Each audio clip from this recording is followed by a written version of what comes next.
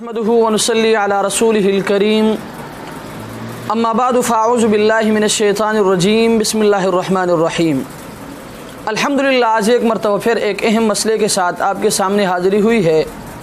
وہ مسئلہ یہ کہ چترال سے محترم کاشف صاحب نے سوال کیا ہے کہ کبوتر بازی کا کیا حکم ہے۔ تو مسئلہ یہ ہے کہ حضور صلی اللہ علیہ وسلم کبوتر بازی کو اچھی نگاہ سے نہیں دیکھتے تھے، بلکہ ایک مرتبہ آپ علیہ السلام نے کبوتر کے پیچھے دوڑتے ہوئے ایک شخص کو دیکھا تو آپ علیہ السلام نے فرمایا کہ شیطان کے پیچھے دوڑ رہا ہے۔ یاد رکھیں، کبوتر بازی پر ہی پتنگ بازی کو بھی قیاس کیا جا سکتا ہے۔ یاد رکھیں، یہ کراہت عام حالت میں تو ہے ہی، لیکن اگر اس کے ساتھ جوا یا دو طرفہ شرط ہو تب یہ حرام اور بھی بہت سارے گناہوں کا باعث ہوگا۔ اس لیے میں اپنے تمام سامعین سے گزارش کروں گا کہ ان چیزوں سے اپنے آپ کو دور رکھے۔ اللہ تبارک و تعالی ہمیں اس مسئلے کو سمجھنے کی توفیق عطا فرمائے۔ وآخر دعوانا ان الحمد للہ رب العالمین۔